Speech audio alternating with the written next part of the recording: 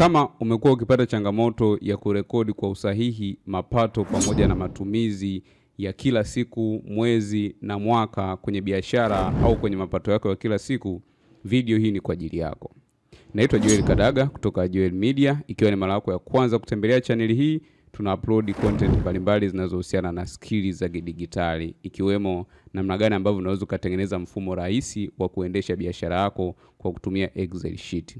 So leo ninayo sheet hapa ya matumizi ambayo unaweza kuwa unajaza kwenye matumizi yako unayofanya, aidha ya kibiashara au matumizi yako ya kawaida, matumizi yako ya nyumbani, na ukaweza kupata overview ya kiwango unachopata pamoja na matumizi unayofanya kila siku. So sheet hii ni very simple kuitengeneza, lakini pia ni very simple kuweza kuitumia. So kama utataka kuiangalia hii video, sheet hii nimekuwekea kwenye description, unaweza kai-download ili uweze kuitumia kwenye kazi zako za kila siku kwa gharama ndogo kabisa ya shilingi 10,000 pekee.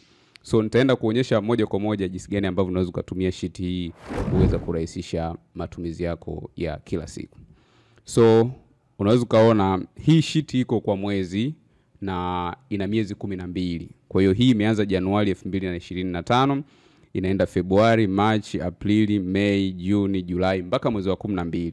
Na mwishoni kabisa hapo unaweza kaona inatoa year overview, kwa maana ya kwamba mwaka unapoisha inakuletea calculation ya kwamba mwezi wa kwanza ulitumia kiasi gani na mapato yako yalikuwaje, na mwisho wa mwaka itakuonyesha kwamba wewe mwaka mzima umepata kiasi gani kwenye biashara au kwenye kazi zako pamoja na matumizi uliyofanya, na je ulibaki na kiwango gani cha pesa kwenye matumizi ambayo ulikwisha kufanya. Kwa hiyo unaweza kupata overview wakati mwingine ya kile ambacho unafanya. So nikirudi huku Januari,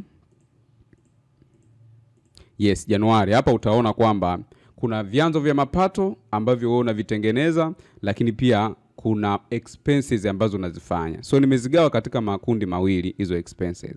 Tukianza na kipengele cha kwanza ambacho ni cha mapato, unaweza ukaona hapa ni kwamba mimi nimetoa mfano. Kwa mfano sisi tuna program ya graphic design coaching ambayo hapo unaweza kaandika kiwango au income ambao umetengeneza kupitia hiyo program. Pengine ukasema nimepata 500,000 kwenye hii program ya coaching ya graphics. By the way hii tutaifuta, nilikuwa nimeiweka mwanzo. Kwa hiyo kinachotokea ni kwamba utakavyojaza hapa yenyewe itajumlisha automatically hapa chini, itakuonyesha kumbe mapato yako ya mwezi mzima kwenye bidhaa au product fulani umetengeneza shilingi 500,000. So ukija kwenye nyingine labda unafanya huduma za graphics design, ukasema kwenye graphic design nimepata 200,000. Kwa hiyo utajaza hapa 200,000. So itajumlisha automatically hapo, utagundua mwisho wa siku na mapato ya 700,000. So ni nini kinafuata? Automatically yenyewe itakuwa inajumlisha na kukupa hesabu kamili ya kiwango ambacho umepata.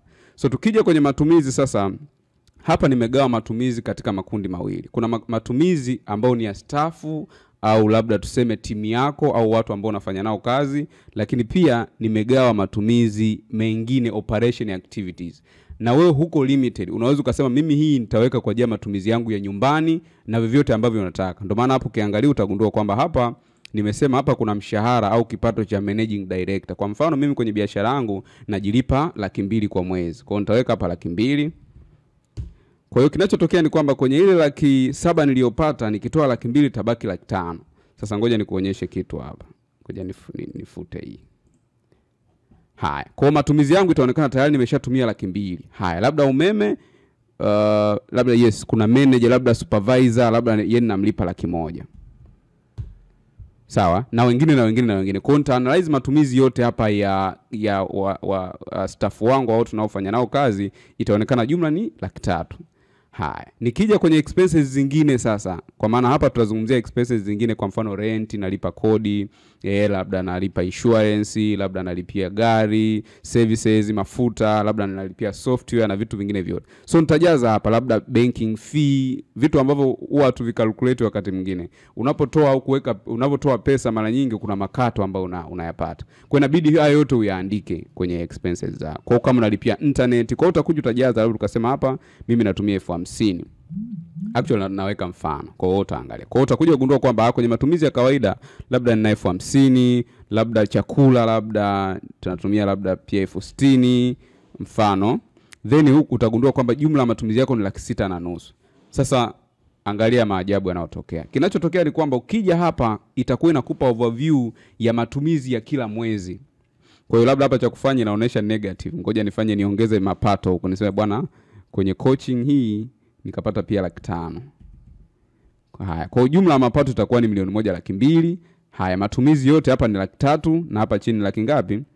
Hapa ni 6,500,000. So nikija huku kwenye overview ya mwezi mzima itaonyesha kwamba jumla nimepata 1,200,000, then expenses au matumizi yangu ni 9,500,000. Kwa hiyo balance ya pesa inayobaki nao kwa mwezi ambao naweza nikasave, naweza nikatumia kwa ajili ya matumizi mengine yoyote itakuwa 2,500,000. Kwa hiyo itakupa picha. So hivyo utajaza mwezi wa pili, utajaza mwezi wa 3, utajaza mwezi wa 4, utajaza mwezi wa 5 na automatically hii itajumlisha kwenye mwezi wako wa mwisho wa 12.